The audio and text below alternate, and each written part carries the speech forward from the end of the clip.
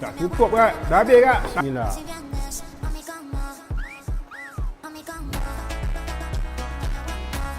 Rojak kuah kacang jemput makan. Sedap lah.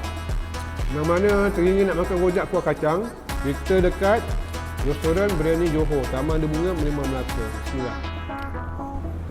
Barang jadi lah Kak.